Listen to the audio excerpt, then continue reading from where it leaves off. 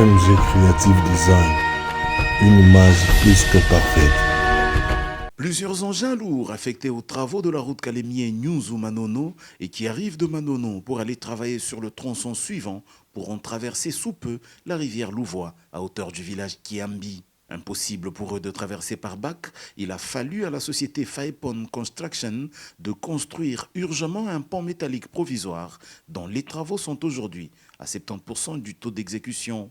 Parallèlement, les travaux d'une route en terre s'exécutent et sont estimés à 31% sur les lots 1 et 2. Ces renseignements proviennent de la mission d'inspection des travaux réalisés en cette fin de mois de mars par la direction provinciale du Tanganyika, avec à sa tête son directeur provincial, l'ingénieur Kennedy Sea. L'équipe partie de Manono avait dans le viseur les routes nationales numéro 33 et 5 qui, ensemble, après un parcours de 446 km, connectent Manono à Kalemie, chef-lieu de la province du Tanganyika. La mission s'est essentiellement effectuée sur les tronçons Manono-Kiambi et Kiambi-Mukebo. Cette inspection s'inscrit dans le cadre du suivi et de l'encadrement des travaux en cours d'exécution par les entreprises affectées sur cette route. Outre la route qui devient peu à peu carrossable, quoiqu'encore en terre battue, la mission s'est intéressée aux travaux du pont provisoire qui sont considérablement avancés. Ils sont estimés à 70% du taux d'exécution et l'achèvement est projeté pour le mois de juillet 2025. Le satisfecit du directeur provincial. Nous nous retrouvons actuellement à Manono pour des raisons d'inspection des travaux qui sont en train de se dérouler sur les lots 1 et les lots 2 du projet de la route Kalemie-Manono. Nous nous sommes rendus expressement sur le pont qui est en train d'être jeté sur la rivière Louvois au niveau de Kiambi. Et nous avons constaté que les travaux évoluent considérablement. À ce jour, on peut estimer que les travaux sont pratiquement à 75% de taux d'exécution. Et cela concerne le pont provisoire. Et entre-temps, il y a aussi déjà des travaux qui ont déjà commencé pour les ponts définitifs. Les travaux sont très bien exécutés.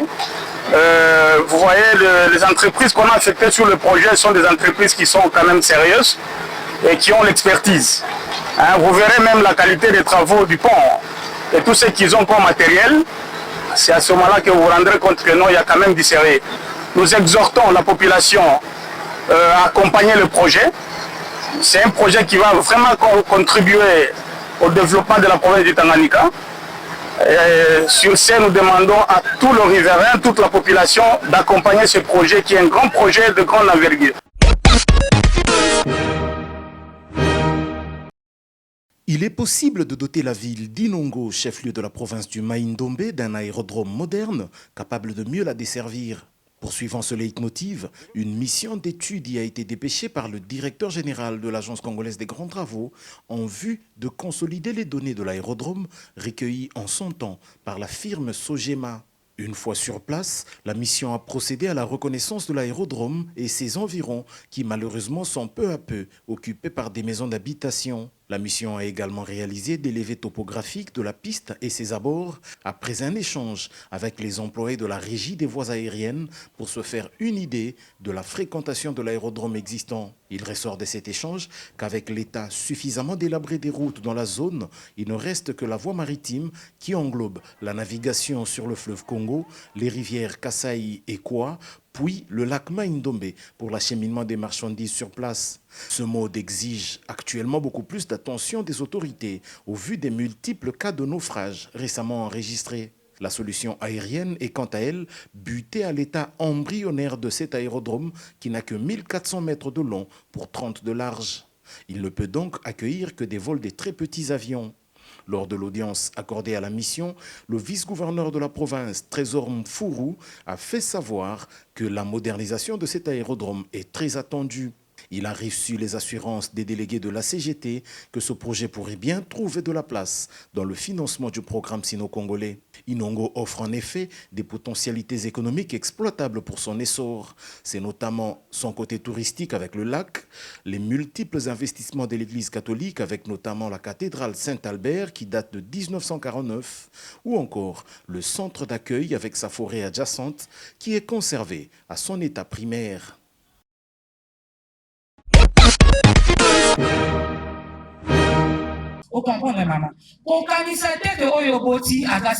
C'est dans l'enceinte de l'université Omnia Omnibus située dans la commune de Kasavubu que la Fédération Autisme Handicap TND au Congo avait organisé samedi 5 avril la journée mondiale de la sensibilisation à l'autisme. Cette journée ayant une connotation récréative pour les enfants autistes avait connu la participation de plusieurs associations qui militent pour la sensibilisation de l'autisme, telles que Debout pour l'autisme et la trisomie 21, fondée par Marie-Rose Thémo, représentée par Isabelle Touza, trésorière de cette association qui s'était exprimée en ces termes. En tout cas, tosepeli mingi na komona conseiller ya présidence oya na katikati mais biso baparent tozali kosenga na bango bakonzi baakompanye biso na katikati na makambo oyo tozali kosala mpona lulu oyo tosali mpona lelo eza te kaka ndenge bayeboye bayoki mais bayoki donc baokide bamonisi makambo nyonso mais tozosenga assistance na bango na kati ya accompagnement ya bana oyo biso toza na bango donc kosenga na biso nde yango wana tosenga epai na bango. Et aussi l'association Congotisme, créée par Elodie Bokambulu Diakité, représentée par l'une des responsables, Nana Toubomposa, qui avait également placé quelques mots.